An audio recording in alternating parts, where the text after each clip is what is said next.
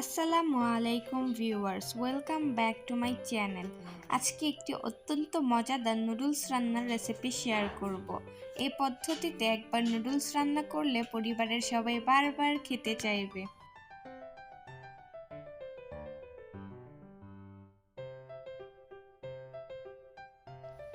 চলুন তাহলে রান্নাটা শুরু করা যাক। নুডলসটা রান্না করার জন্য আমি শীতকালীন সবজি হিসাবে নিচ্ছি গাজর, ক্যাপসিকাম, টমেটো এবং মটরশুঁটি।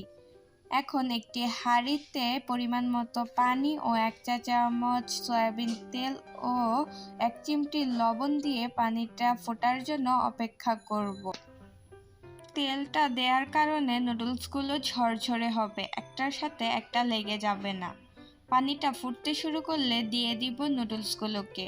আপনারা যে কোনো ব্র্যান্ডের নুডলস ব্যবহার করতে পারেন।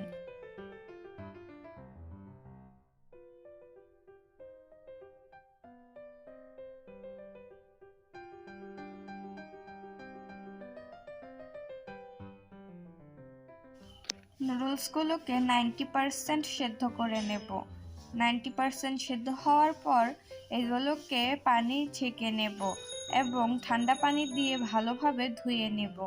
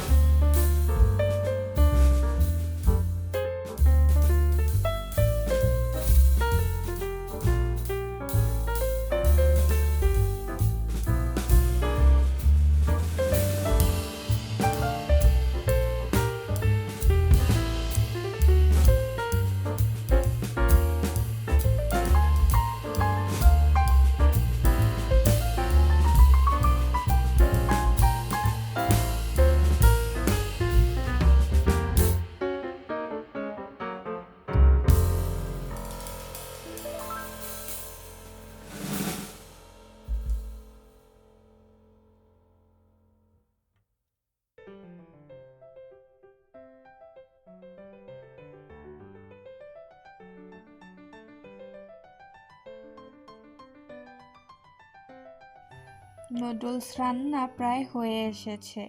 এ পর্যায়ে দিয়ে দিব ধনিয়া পাতা কুচি। ভালোভাবে মিশিয়ে উঠিয়ে নিব।